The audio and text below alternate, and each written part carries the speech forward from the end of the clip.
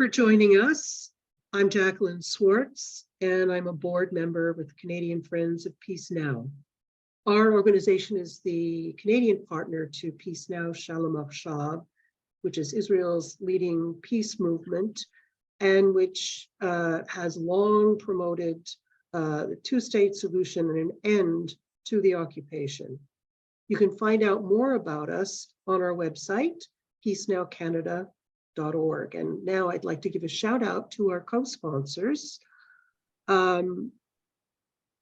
J-Space Canada and New Israel Fund. After the formal presentation, we'll have time for audience questions. So please type your questions at any time using the Q&A feature on the bottom of your screen.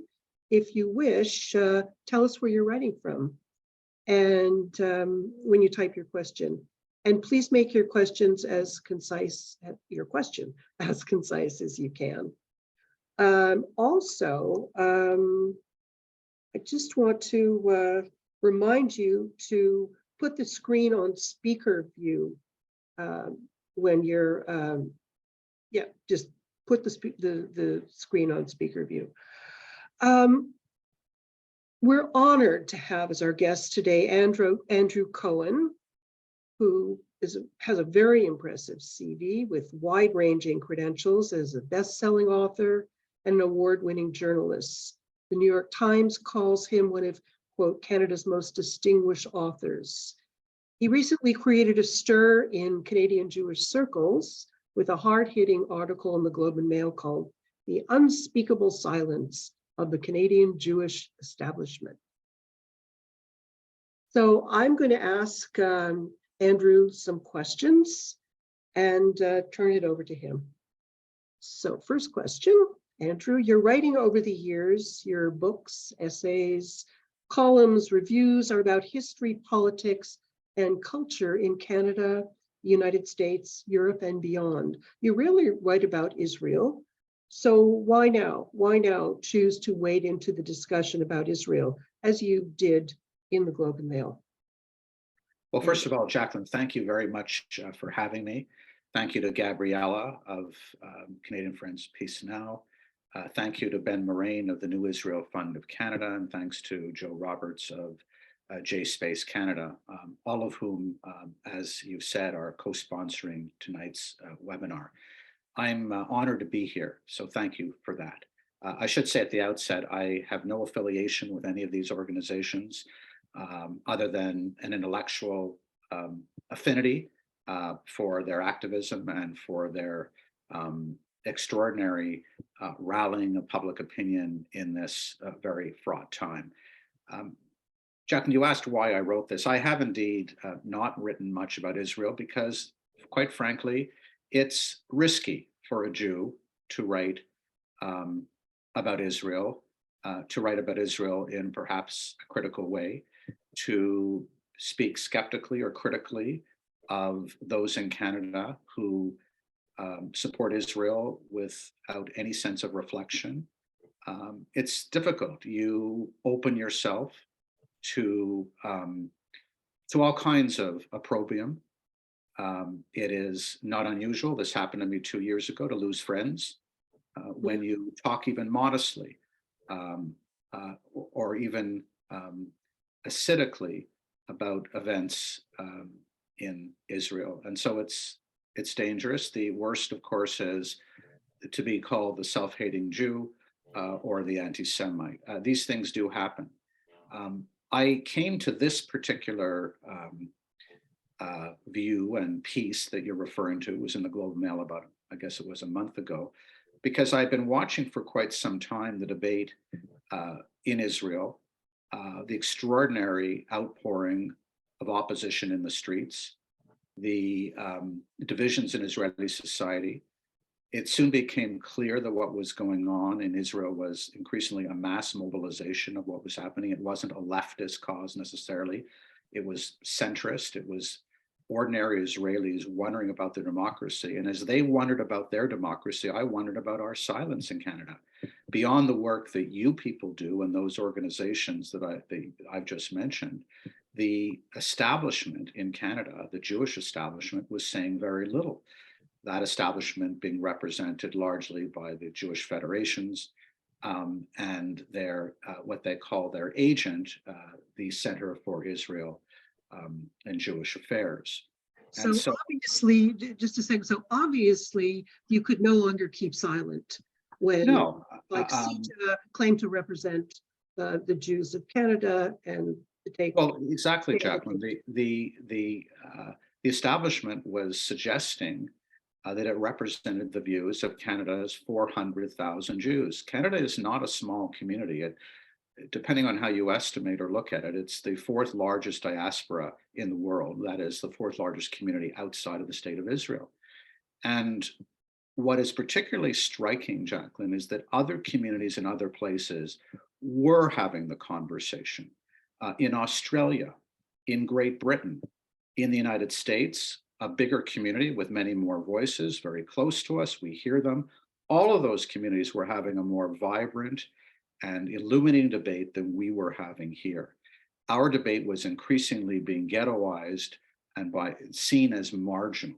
In fact, the head of CEJA, more often than not, had called the kind of voices of opposition being raised in Canada as marginal and heckling from the sidelines, heckling as if we too did not deserve a place at the table in this debate.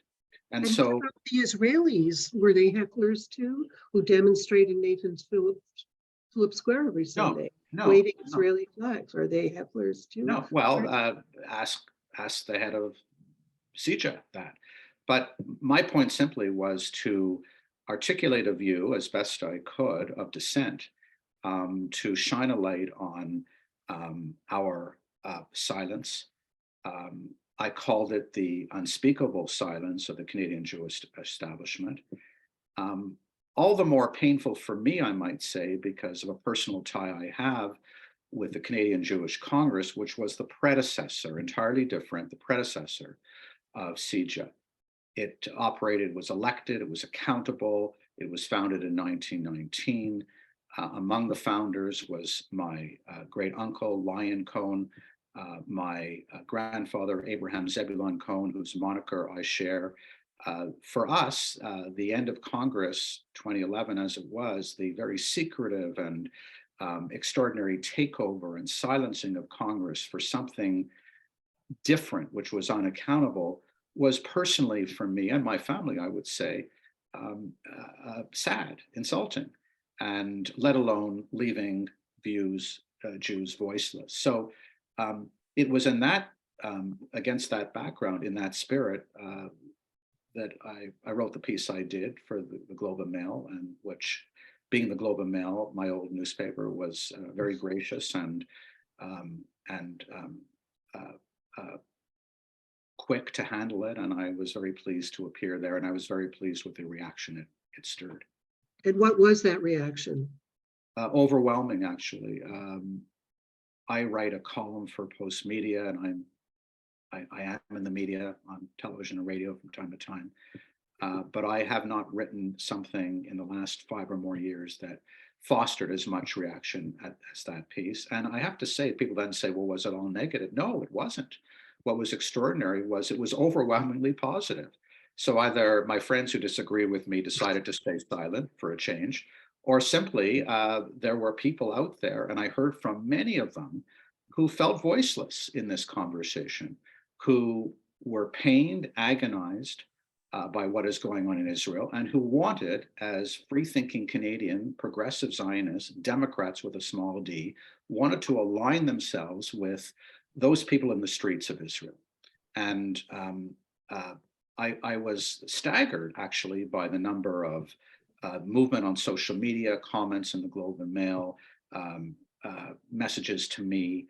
I thought it would bring more appropriate, but actually it brought, surprisingly, a great deal of support, for which I was grateful.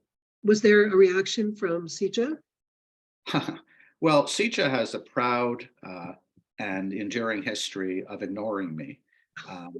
I say I'm up to date in this judgment because I just emailed them today seeking, I said, I'd like to get something straight about some of your, I'll get to him after, your representative in Jerusalem. And typically I'm greeted with absolute silence. So no, there was no reaction, but there was a statement. I'm just going to look for it now, that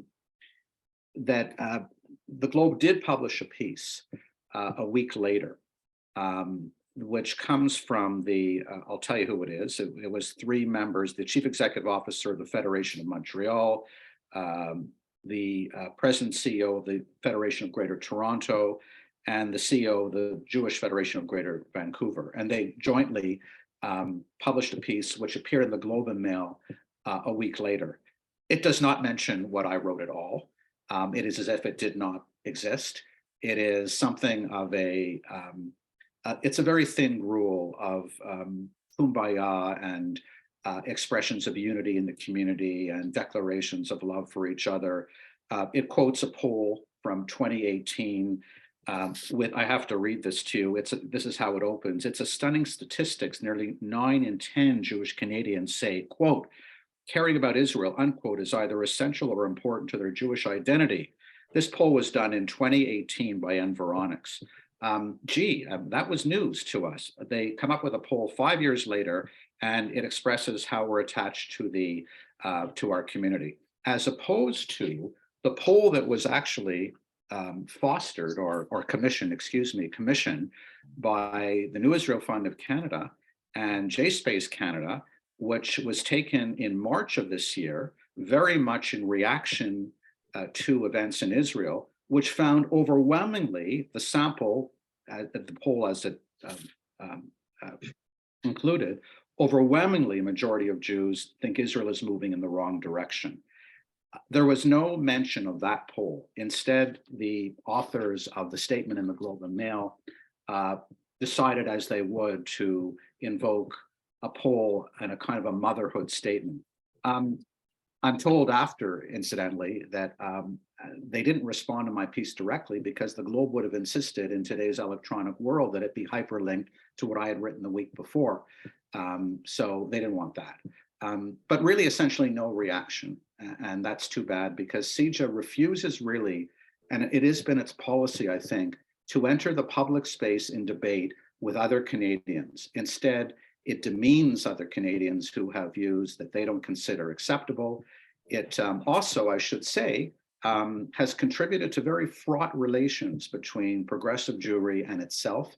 It is suing the New Israel Fund of Canada and JSpace Canada, which are much smaller organizations, by the way, with limited resources, who have had to get legal counsel. It is threatening to sue. I don't know if the suit has been filed because it did not like comments it attributed to its president, Shimon Fogel, Rabbi Fogel. Rabbi Fogel says he didn't say what New Israel Fund of Canada and JSpace Canada said he said. As my friend Bernie Farber, who spent most of his career at the Canadian Jewish Congress and who talks about the very intense discussions and debates that were had there, said, we always kept this within the family. It was something like Macy's versus Gimbel's. And we kept it among ourselves. We resolved our differences, but we didn't belittle each other and we didn't go to court. CJA, using a sledgehammer to crack a peanut, thinks it's going to take this crowd to court now. And I think that's lamentable. Well, doesn't it mean that they take these groups like us more seriously than they did before if they're suing them?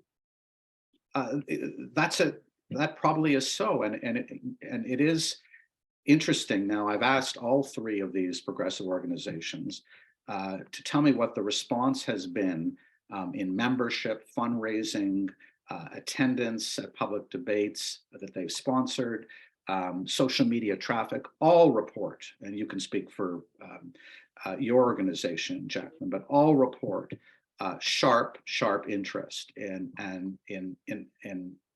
what they do, and increases in support financially and otherwise. So perhaps CJA is now concerned about how Canadian Jews feel. As you pointed out, it has long said it represents Canadian Jewry through the federations. I think the number it says that there are 154,000 Canadian Jews affiliated or represented by the federations. Well, if that is the case, I don't know if that is, if they actually, how you judge or how you measure association with a federation. Is it volunteering? Is it giving money? But even if it were that so, have they polled all those people? By what right do they say they represent that number of Canadian Jewry? And I should just add, Jacqueline, they used to say they were the exclusive agent of all Canadian Jews. That despite their hopes and boasts of many years ago, they no longer say that, and they're much more guarded now, but they still are quite declarative in who they say they represent, and increasingly they don't represent Canadian Jewry. Do they look south of the border or across the pond to see what other diasporas are, how they're reacting? I don't know if they do or not. If they did, they would see the very strong, robust statements coming out of organized Jewry in, as I said, Australia, Great Britain, and the United States. There are, of course, divisions in the American Jewish community, but it's just so big that you can hear those voices. These are the kind of people in Britain and the United States who, when representatives of the Israeli government come to London or Washington or New York, they protest and they say, "You're not welcome here." When the Minister of National Security, I may have the title wrong, Itamar Ben-Gvir, wants to travel now, he can expect a rather rude welcome from these people. They don't want this kind of representative of Israel's government, particularly one associated with the kinds of things that are coming out of the mouths of these ministers. They don't want them in London or in Washington. They have yet to visit Canada, and I would imagine that many of us would feel the same way, that feel the same kind of revulsion were they to come here. Mm-hmm. Yeah. Why do you think this is an important moment for Canadian Jews to speak out?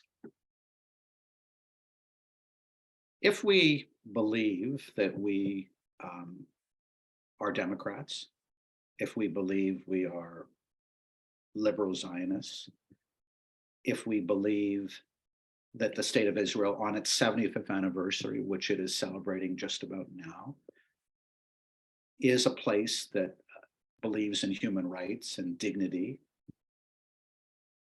and freedom. If we believe that and we see what's happening in Israel now, we have to worry and we have to wonder. And we have to lend our voices to those elements of Israeli society which are in opposition to that. And it isn't as if Israeli society is awaiting what we say in Canada any more than it is in the United States or Great Britain, but the diaspora in a world in which there are 15 million Jews, and most of them are in the state of Israel, and the diaspora has traditionally supported them. It is fair, I think, for us to raise our voices. In the same way, by the way, we comment on things happening in Hungary or Turkey, and we lament the erosion of democracy, which around the world is, I think, in something of a 5-alarm fire now. In the United States and other places, we lament democracy because we're part of the human community. We believe in certain things. And Israel, to which many of us are emotionally attached, we particularly feel the reforms there, the so-called reforms, are a threat to democracy as we understand it. It's not an original idea. We are aligning ourselves, as I say, with those Israelis who feel exactly the same thing, and they are the people who are threatening to shut down Israel, whether it's emptying the universities or having workers walk off jobs or shutting down ports and airports, if indeed Netanyahu pushes ahead with his program of judicial reform, as he calls it. And what about the argument that airing dirty linen just feeds anti-Semitism, and that we're distant from Israel and we have no right to voice negative views. That is a view. I would think that's a view held by much of the Canadian Jewish establishment, who probably approve of these so-called reforms in Israel. It's a unfortunate and it's a false argument. It's the old bromide of you speak out and you're supporting the anti-Semites elsewhere. And I would put to you, Jacqueline, what do we say to the anti-Semites if we don't speak out? Are we not handing them a club to beat us with? If we see trends, developments in Israel, which are clearly anti-democratic, authoritarian, if we don't say anything, what is the cost of silence? What I call the unspeakable cost of silence. And I am pleased that since, and I don't associate it with what I wrote, but there has been a stirring, formally organized by others in our community. There were a number of Jews, I think it was between 300 and 400, signed a full-page advertisement in the National Post, so if I can find it here, expressing our concern for Israel. I'll read you some of what it said. We're concerned that the governing coalition's program of judicial reforms could run counter to the ideals and founding principles of the state. We are of the view that these potential reforms may very well cripple the independence and autonomy of the judicial system and impair human and civil rights. The end result of any such changes need to be consistent with the original principles of the Declaration of Independence. That is the Israel the Israel that we've always assumed, the Israel that, despite our differences and despite governments that might have been left and right, we felt we were aligning ourselves with. Well, I should just show you that when these things happen, this is the kind of response you can get. That was in the National Post. Here was the view of one commentator in response to that ad. It talked about paying for full-page ads in newspapers to voice their misguided notion that the reforms on which some members of Netanyahu's Likud party and coalition partners campaigned in the last election and won are somehow going to impair human rights or destroy the democracy those very elections reinforced. One suspects this of your local anti-Semitic student administrative council or the Israeli unions, but not responsible Jews. Author of this, Barbara Emil in the National Post 2 weeks ago. Now, that's aside from the error in this, which is she says the government campaigned on these reforms. They largely did not. It is the old trope that if you raise your voice as a Jew, she didn't use the word self-hating, but you're a good old-fashioned anti-Semite.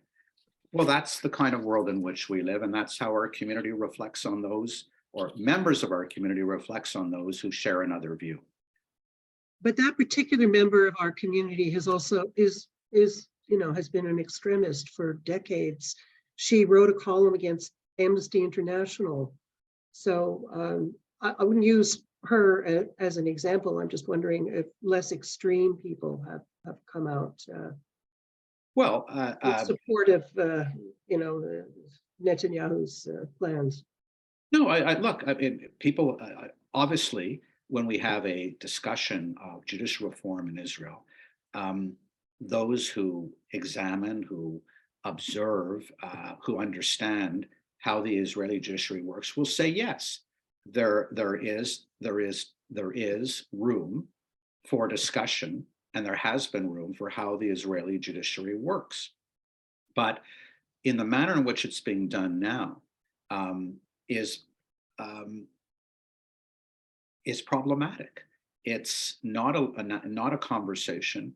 Often, Jacqueline, Canada is compared, and the way our judiciary works has been compared to Israel. For example, that we have a notwithstanding clause, and that we too appoint judges. The executive, so to speak, appoints judges. And I would recommend Irwin Cotler, who was one, by the way, of a number of Canadian jurists. When I say there have been other voices, they haven't just been your community. There was a statement by Canadian jurists on the proposed transformation of Israel's legal system. It appeared, over 150 signed a statement, which does appear now on the University of Toronto Law School's website, in which they look very clearly at the kind of reforms that are being proposed in Israel. These are not all Jews opposing it. They include a number of former Supreme Court justices in Canada, beginning with Beverly McLaughlin, Frank Iacobucci, Louis Lebel, Marie Deschamps, Morris Fish, Rosie Abella, who has been for some time an early and active and passionate critic of these judicial reforms. I mean, she gave a lecture in, I believe it was Jerusalem 2 or 3 years ago, worrying about some of the trends she was seeing. There are over 150 Canadians, and Irwin Cotler was among those. And Irwin Cotler, more recently in a piece in the Globe and Mail, has analyzed the false comparison between our notwithstanding clause, the way we appoint judges, and the process by which our Charter of Rights and Freedoms came to be some 41 years ago. And there are important differences. So when some Canadian Jews may feel vulnerable, well, how, given our legal organization, can we possibly be critical of the proposed reorganization in Israel? Well, look at it a little more closely. And it isn't to say we're perfect. It isn't to say that, as Irwin Cotler says, the way we appoint judges is the best way we could do it. But when we, and our Constitution is cited and has been cited in Israel for quite some time, as is our Charter of Rights and Freedoms, well, as Professor Cotler advises us or recalls, that was part of a process of over 18 months between the fall of 1980 or the spring of 1980 and the fall of 1981, when we rewrote the Charter of Rights and Freedoms in what was an extraordinary constitutional debate. Irwin Cotler was part of that. Some of those jurists I mentioned may earlier in their careers been part of that as well. And it went from Trudeau's Charter to the People's Charter. And it was an extraordinary discussion and debate over how we want to organize ourselves. Israel is not doing this at all. It is proposing extraordinary, titanic reforms essentially in its system, and it's not doing it in the context of a long constitutional conversation or convention. It's happening in a divided Knesset now, and that's one of the things that is so alarming to Israelis who are now on the streets. Right. Yeah, that's, I think it would be good to read Kotler's analysis of this, because he has cited his arguments. I think have been twisted in the past. I must ask you this: we're going to have to go to questions pretty soon, but I can't leave without asking you about, our central to Canadian Friends of Peace now, of course, is ending the occupation. And we believe that there's a strong connection between Netanyahu's coalition's assault on democracy and the occupation of the West Bank. Do you see this? Do you see this seeping into the demonstrations in Israel? And what do you think it will take to sort of broaden the protest to include this very urgently important issue? Well, what is going on in Israel now is not simply about judicial reform. It's about giving a government, an extremist government, the most extreme government in the history of the state of Israel, latitude, license, perhaps even carte blanche, to do what it wants to do in the West Bank and beyond.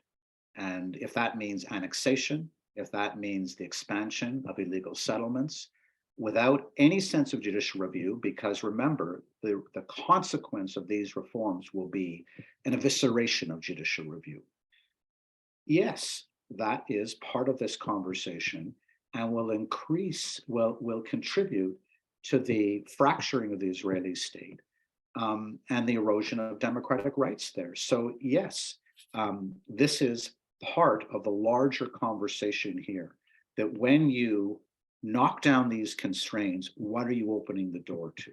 You're opening the door to all kinds of unsavory things, which have been building the state of Israel for some time. It isn't just this government, which has been going on for some time, and which most of us of a certain bent, a progressive bent, in Israel and around the world, are worried about.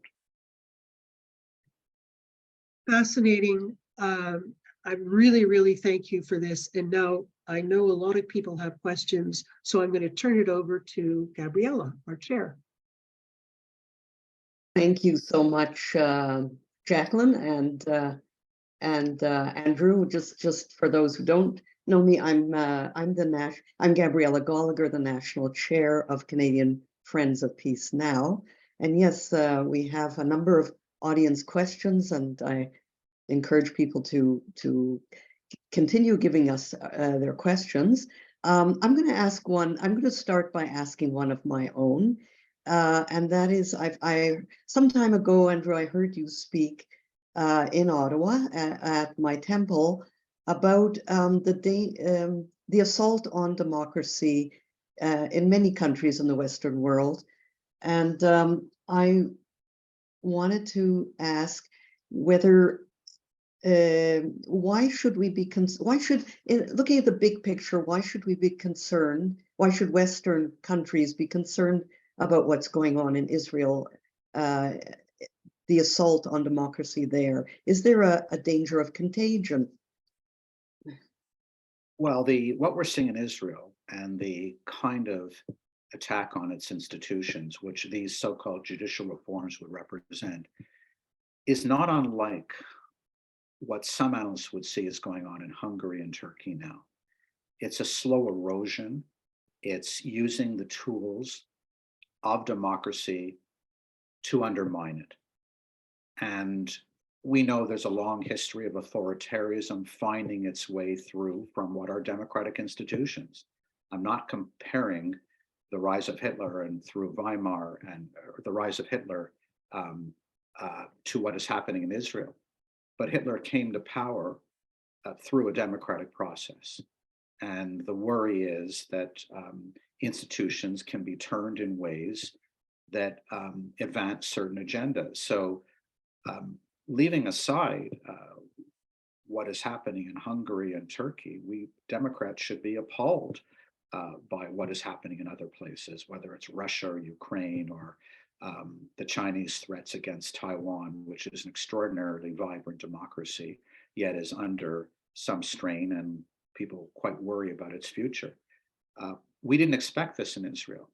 And I'm not saying to you that tomorrow Israeli democracy will fold up. It has a very lively civic society, as we see. It has a lively free press. It has a history of spirited debate. But things can happen in places. And when you have an extreme government with now no popular mandate, yes, it won election. It did win election, though, with less than 50% of the vote. If you add up all of the parties in its coalition, and if you look at polling today, Gabrielle, you'll find that Israeli public opinion is in vast opposition, strong opposition to what's going on. Netanyahu wouldn't want to go to the polls today. The question is, can that coalition hold? But I do think that what is happening in Israel is alarming. I don't think we'd be having this conversation if we didn't think that was the case. And while we cannot stop it here, I do think what the world says to Netanyahu, particularly the United States of America, and Joe Biden has done what he can. I think he can do more. But my sense is that Netanyahu will push this as far as he can. And if he doesn't get the kind of resistance from liberal democracies that I hope he would, he'll continue. You're muted.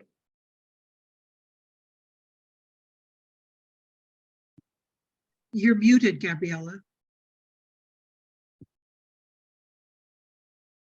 That's something, my apologies. I'm going to ask, would like to ask you a question from Sandy Rubenfeld, and she is wondering, and I don't know how if you can answer this question, but she wants to know, how can we, those of us who are concerned that our voices are not reaching the mainstream, how can we get the mainstream organizations to listen to us, to progressive Jewish voices? Well, I would hope we would make those voices known within the Federation. And it's important just to spend a moment to understand how we organize ourselves. So when I mentioned CJA, CJA was a creation in 2011. I have mentioned that it subsumed, absorbed the Canadian Jewish Congress. It discarded its so-called legacy name. That is how Shimon Vogel put it. And it absorbed what was then other organizations. One was the Canada-Israel Committee, to have one big organization, funded, I should tell you, by the federations. We believe its budget is between $8 and $10 million a year.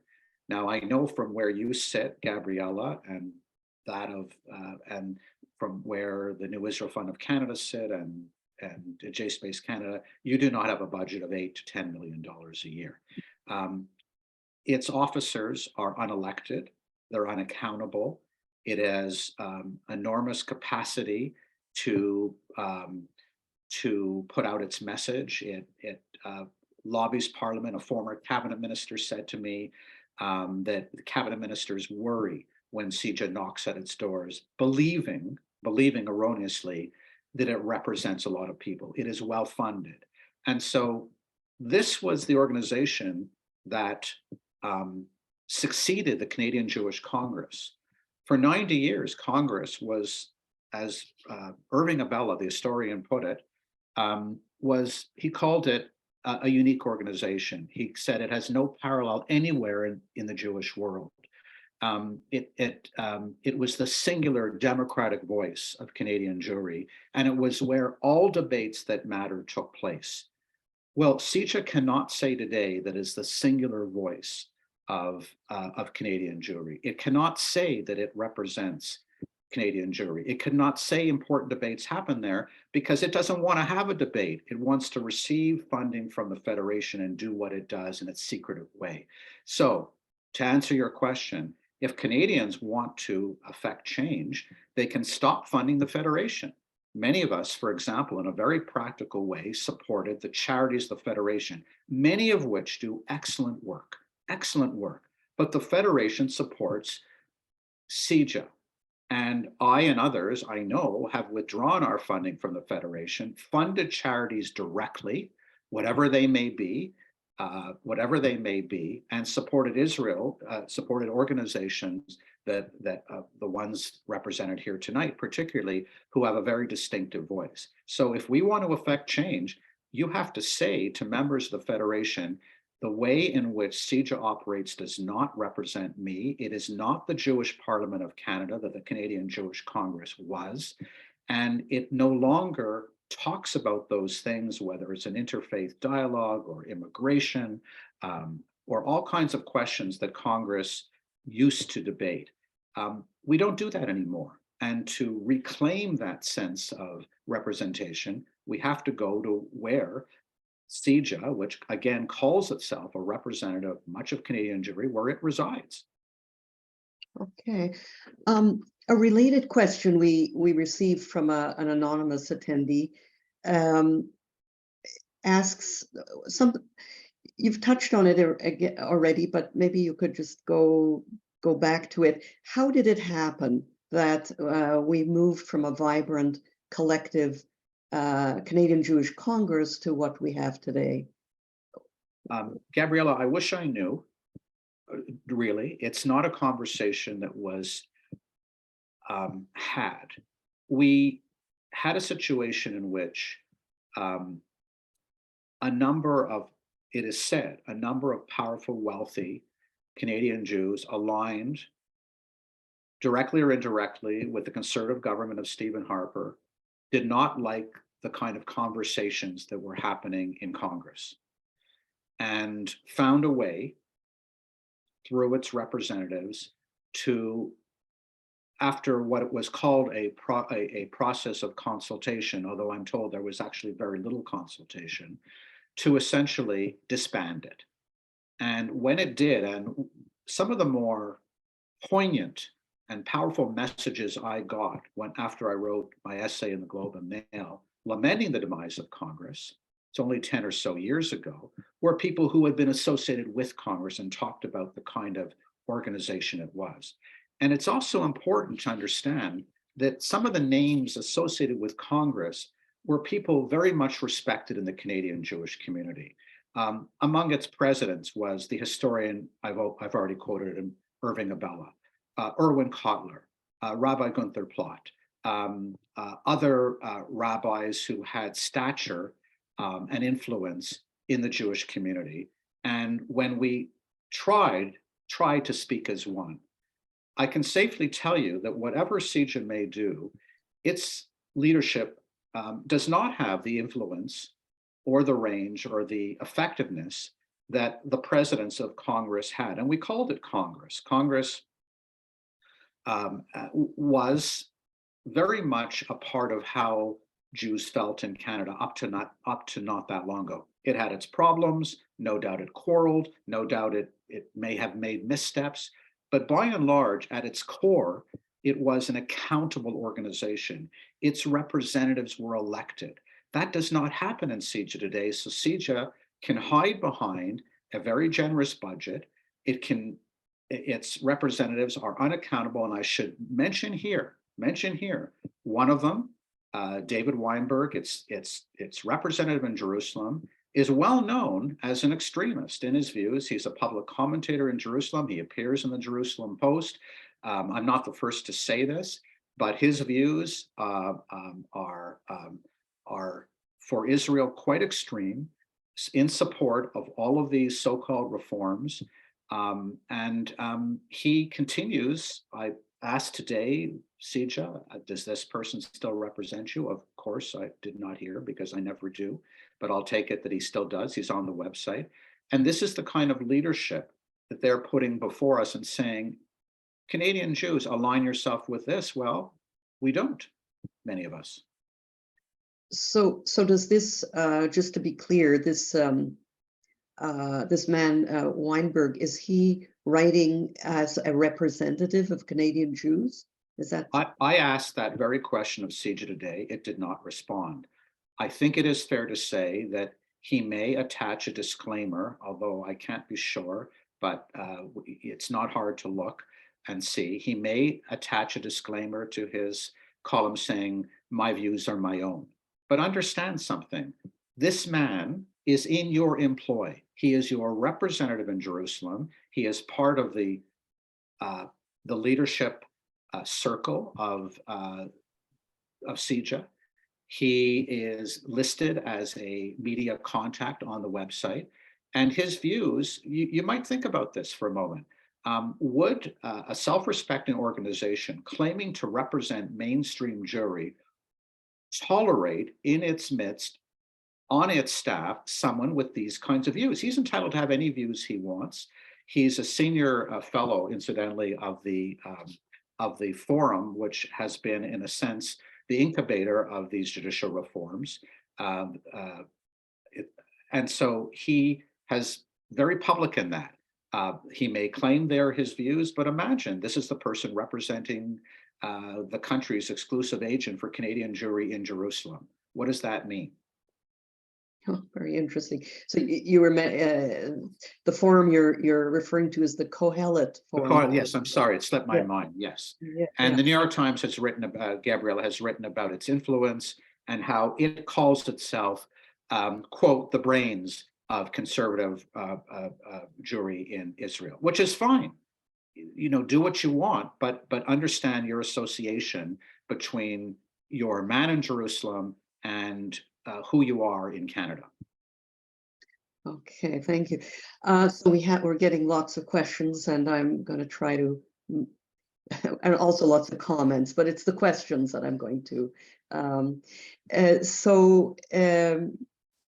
We have one from a supporter of an organization, the Independent Jewish Voices, which I suppose you could call them sort of to the left of the progressive Zionist organizations, and asks whether perhaps this is the time for the liberal Zionist community to make common cause with IJV against CJA's jingoist version of Zionism. Now, I think that's probably a difficult question for you to answer, because you had mentioned you're not representing any organization yourself. But if you have a view on this, I'd be interested in hearing it. As I say, I'm not associated with any of these organizations, and I'm not carrying the water on this. What I'm saying, though, is I would generally agree with the suggestion that progressive Jewish organizations, whatever their views on elements of Israeli policy, do hold CJA accountable for some of the things it does and for its lack of accountability. For example, David Weinberg and the kinds of things he has been writing as I say, the representative of CJA in Jerusalem. So I think that kind of unity would be helpful. It doesn't mean that everybody will agree on every element of Israeli policy, but as a general statement, probably a good idea.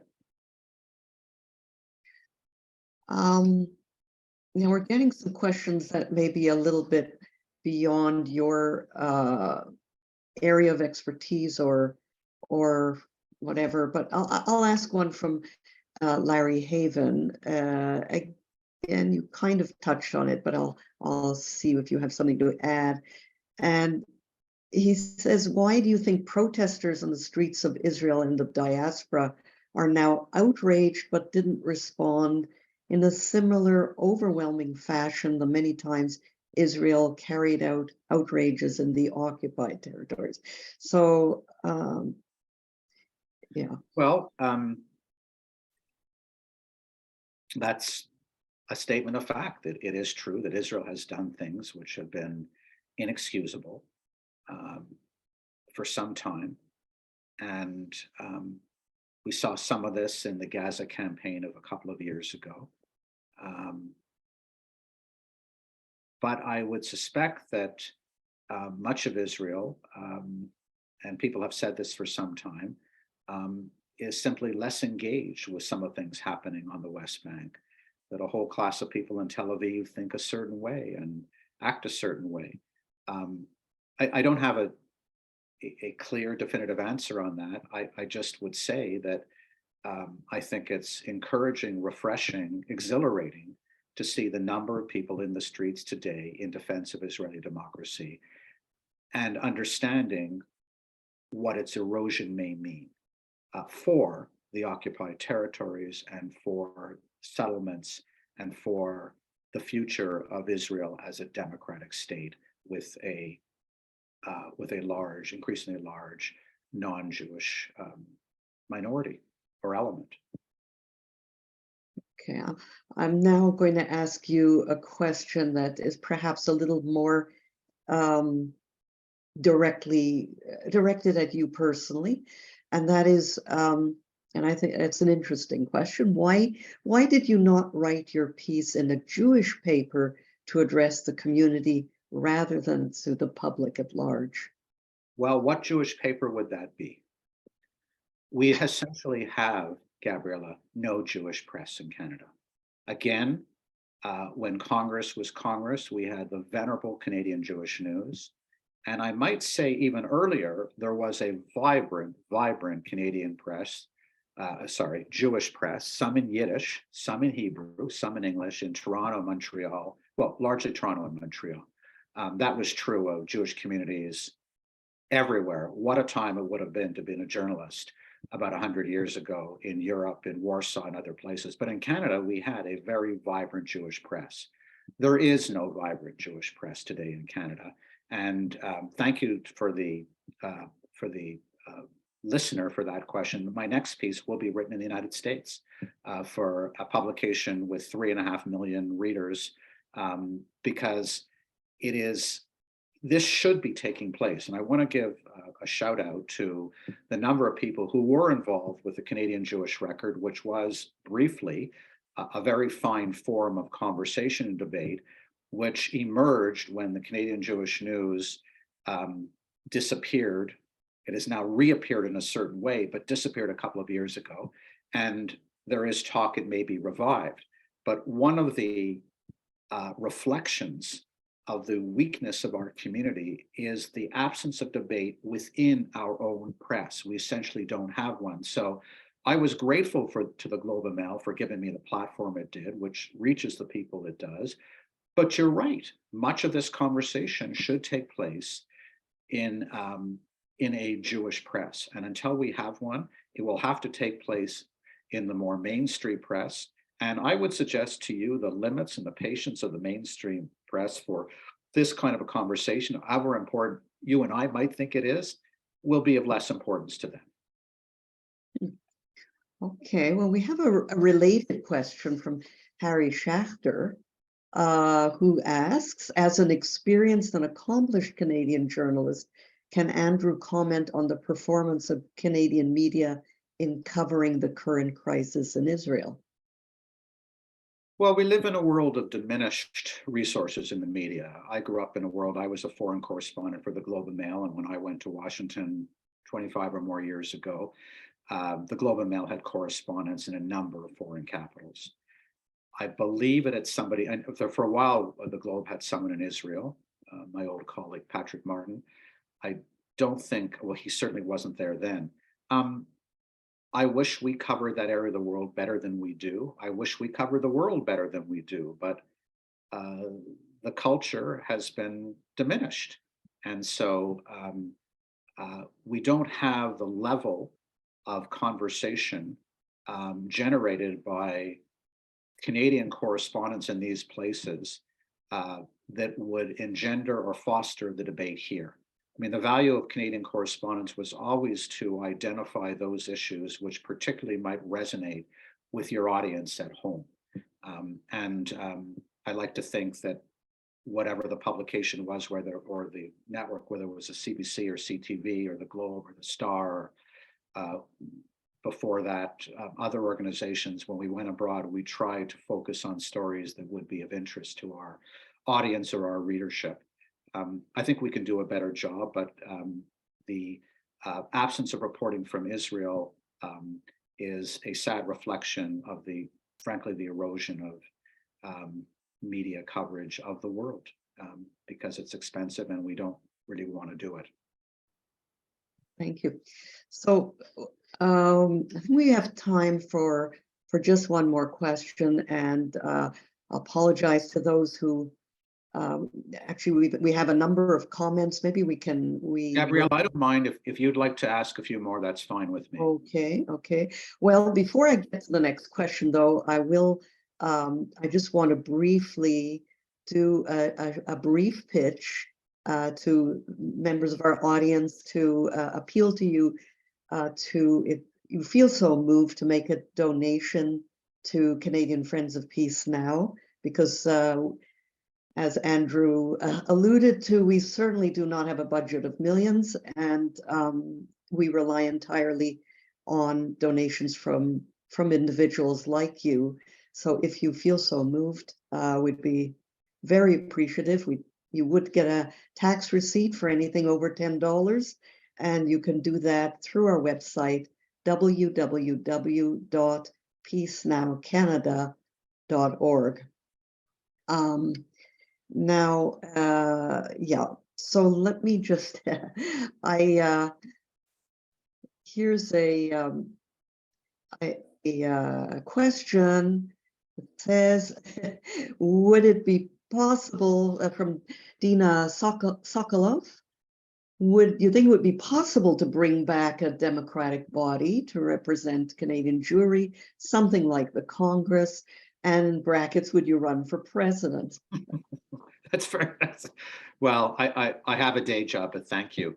I there is talk. There has always been talk of reviving Congress, but it has to be driven by a generation that wasn't with Congress in its last incarnation. It has to be younger Canadians, younger Jews, engaged in different walks of life, who want to have their voice represented in a lively and diverse way.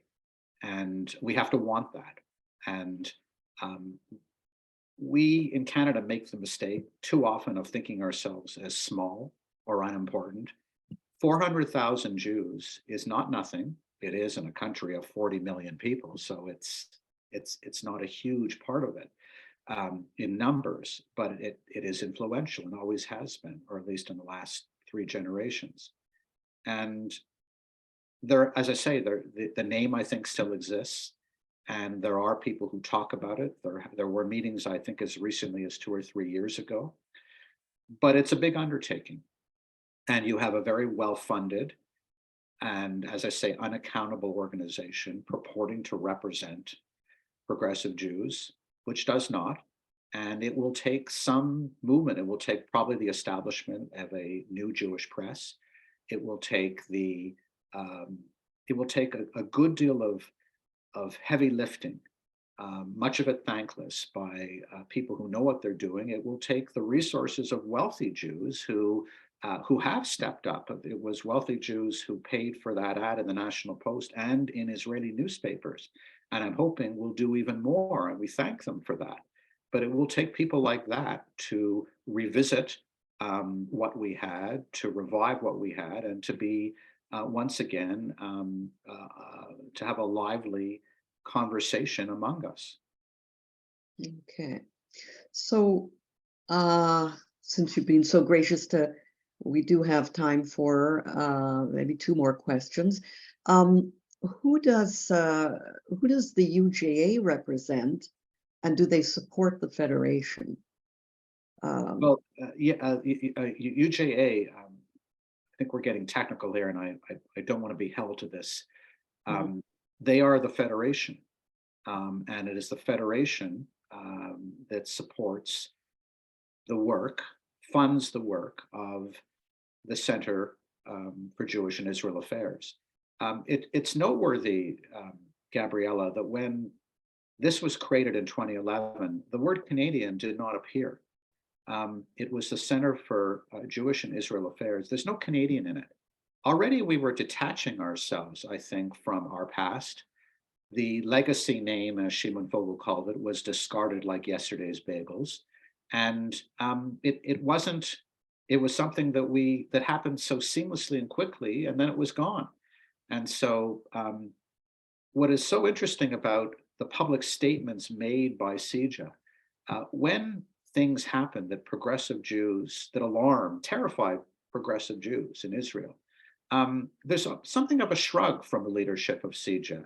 It rationalizes, it minimizes, it apologizes, or legitimizes, but it never seems to get angry about much.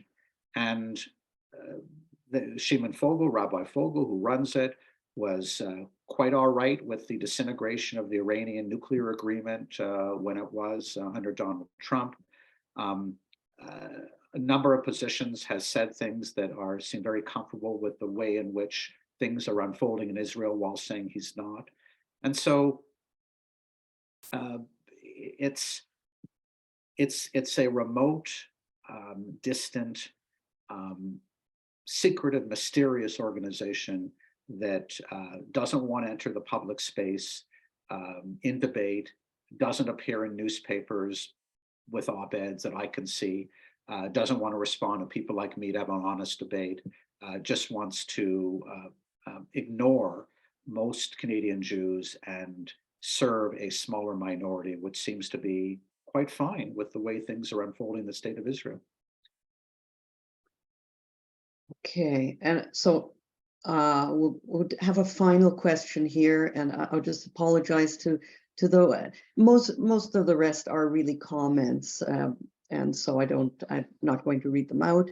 So this final one is again something you kind of touched on, but we'll just go back to it. And this is Jewish leaders are silent, possibly because they don't feel we have the right to intervene in Israel's internal issues. What would you say to that? Well, since this is the last question, let me go back to the first one, which was why I thought the way I did and why I wrote the way I did.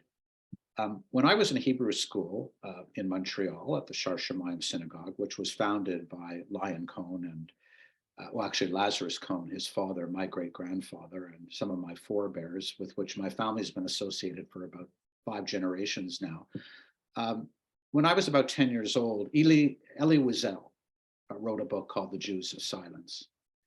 And he had gone to what was then the Soviet Union in 1966, a younger Elie Wiesel, to observe the life of its 3 million Jews. And this produced his cri de coeur, The Jews of Silence.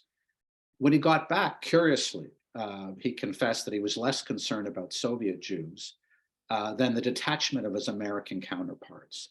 And I think that lament resonates eerily today in this moral crisis. And what Elie Wiesel said was, in 1966, what torments me most is not the silence of the Jews I met in Russia, but the silence of the Jews I live among today. And so it was that silence, the unspeakable silence, that motivated me to write what I did, and that I think is indefensible, to answer your question, that our silent partners, so to speak, in the Jewish establishment have chosen silence because they think that, as we've discussed today, that any kind of criticism, a discouraging word about the state of Israel, it's not even the state of Israel, it's the government of the state of Israel, because we honor much of what the state of Israel is today, culturally and creatively and technologically and economically and so many ways. We have every right to speak out. Many of us have heard from, in my case, journalists in Israel, former diplomats in Israel, thanking us for lending support to their cause. And I do believe we have a right, I do believe we have a responsibility to stop being the Jews of silence. Okay.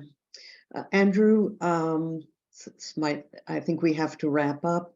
I want to thank you very deeply for giving us your time and your views today. I think you've stuck your neck out in a big way, and you've started a conversation that I think is all too very important and long time coming. And I speak for at least a large proportion of our audience in saying that you've been very clear and interesting, and it's been such a worthwhile discussion. So thank you from all of us. I'll just thank also my co-host Jacqueline Swartz for her part in this webinar, doing some great hosting, and to our co-sponsors, JSpace Canada and New Israel Fund of Canada, and particularly big thanks to all of you in the audience who have tuned in. I hope you'll tune in to future webinars. I hope you'll continue to support us, or at least to visit our website and learn more about us. And that's it for now. Take care and good night. Thank you.